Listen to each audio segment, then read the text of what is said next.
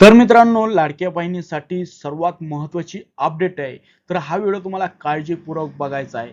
आता तुम्हाला माहीतच आहे लाडक्या बहिणींनो, की सरकारमार्फत लाडकी बहीण योजनेअंतर्गत ₹4,500 तुम्हाला 3 महिन्याचे म्हणजेच नोव्हेंबर, डिसेंबर आणि जानेवारीचे मिळणार होते. त्यातून काहींना ₹1,500 झाले आणि ज्यांनी कोणी केवायसी करून पण त्यांना एकही हप्ता मिळाला नाही. आता याच्या मागचं कारण काय आहे? उर्वरित जे पैसे आहेत ते कधी मिळणार आहे आणि तुम्हाला कोणती प्रोसेस करावी लागणार आहे? जेणेकरून तुमचे जे थांबलेले पैसे आहेत व जे हप्ते आहेत ते तुम्हाला रेग्युलर बँक खात्यामध्ये येण्यासाठी चालू राहतील. संपूर्ण जी अपडेट आहे तुम्हाला आज या व्हिडिओद्वारे कळणार आहे. तर तुम्हाला थोडा पण व्हिडिओ स्किप न करता शेवटपर्यंत बघायचा आहे आणि अशाच लेटेस्ट अपडेट मी तुमच्यासाठी घेऊन येत असतो. त्याच्यासाठी आपल्या YouTube चॅनलला सबस्क्राईब करून ठेवायचं आहे. तर मित्रांनो, चला व्हिडिओला सुरुवात करूया. आता इथे बघू शकतात ही पॉइंट वाईज जी माहिती आलेली आहे मित्रांनो, ही तुम्हाला सर्व जाणून घ्यायची आहे. तरच तुम्हाला या योजनेतील जे पण काही प्रॉब्लेम आहेत ते व्यवस्थित कळल्या जातील. आता खालील लाडकी बहीण योजनेअंतर्गत नोव्हेंबर, डिसेंबर आणि जानेवारी ₹4,500 पैकी फक्त ₹1,500 हे काहींना मिळाले आहे आणि ज्यांनी कोणी केवायसी करून पण त्यांना काही चुका झाल्यामुळे त्यांना हे पैसे मिळाले नाही.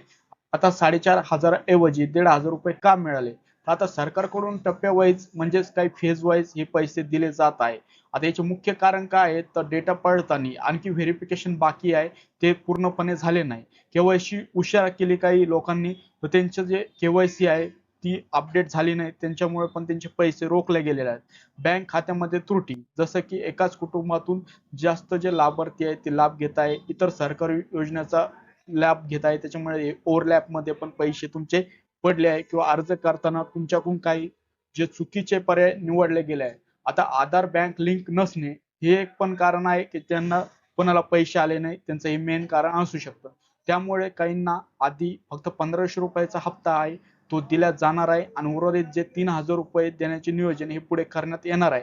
आणि त्यासोबत ज्या लाडक्या बहिणींची केवायसी काही हप्ते थकीत असतील, केवायसी पेंडिंग मध्ये असेल, त्यांना एखादा हप्ता मिळाला नसेल, तर ह्या 3,000 सोबत तुम्हाला तो ₹1,500 पण हप्ता मिळणार आहे. हे तुम्ही काळजी करायची नाही, हे तुम्हाला लक्षात ठेवायचं आहे. आता पुढे काय काय ज्या त्रुटी आहेत त्या देण्यात आलेल्या आहे. आता केवायसी करून पैसे का मिळाले नाही? तर तुम्हाला इथं ज्या चुका आहेत त्या तुम्ही केलेल्या आहे. जसं की आधार नंबर चुकीचा टाकला, आधारवरचे नाव व बँकेचे खात्याचं नाव हे जुळत नाही, तुमच्या मागं पुढं नाव झालेलं असेल किंवा जॉईंट अकाउंट हे तुम्ही दिलं असेल, मोबाईल नंबर हा आधारशी लिंक नसणे किंवा बँक खातं आणि मोबाईल नंबर हे लिंक नसणे, बँक खात्यामध्ये डीबीटी इनेबल नसणे, आयपीएससी कोड चुकीचा टाकणे, जॉईंट खातं दिलं असेल किंवा बंद खातं दिलं असेल, त्याच्यामुळे केवायसी ही पेंडिंगला आहे आणि अंडर प्रोसेसला पण असू शकते.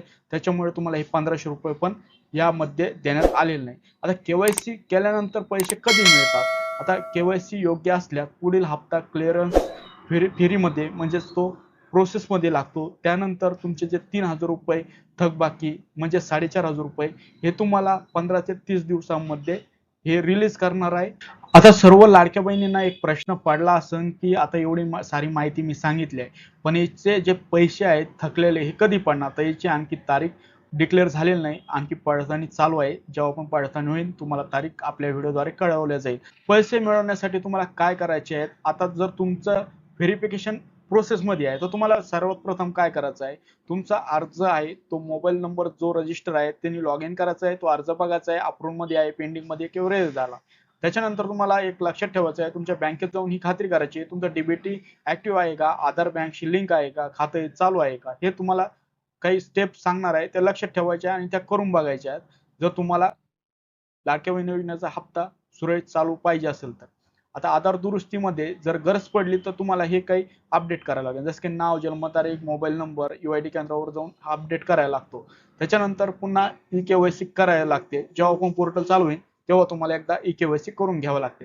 आता कोणत्या लाडक्या बहिणींना उशिरा हप्ता येत असतो तर नवीन अर्ज ज्यांनी केले, जे जुने अर्ज त्यांना लवकर हप्ता येतो, ज्यांनी नवीन अर्ज केले आहेत त्यांना उशिरा हप्ता येणार आहे. अलीकडे जर केवायसी केलेला असेल तर लेटेस्ट मध्ये समजा हा हप्ता येण्या अगोदर 2-3 दिवसांनी जर केवायसी केलेला असेल अगोदर, तर तुम्हाला हा हप्ता उशिरा येऊ शकतो. बँक खात्यामध्ये काही बदल केले असेल, आधार अपडेट केल्यामुळे आणि एकाच कुटुंबातील 2 अर्ज असल्यामुळे हा हप्ता तुम्हाला एक तर भेटू नाही शकत किंवा भेटला तर उशिरा भेटणार आहे. तर लाडक्या बहिणींनो, ही काही महत्त्वाची अपडेट होती.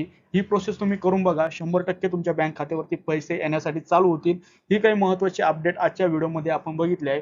अशाच लेटेस्ट अपडेट मी तुमच्यासाठी घेऊन येत असतो. त्याच्यासाठी आपल्या YouTube चॅनलला सबस्क्राईब करून ठेवा. आणि हा व्हिडिओ जास्तीत जास्त आपल्या लाडक्या बहिणीमध्ये व्हॉट्सअप ग्रुपमध्ये शेअर झाला पाहिजे.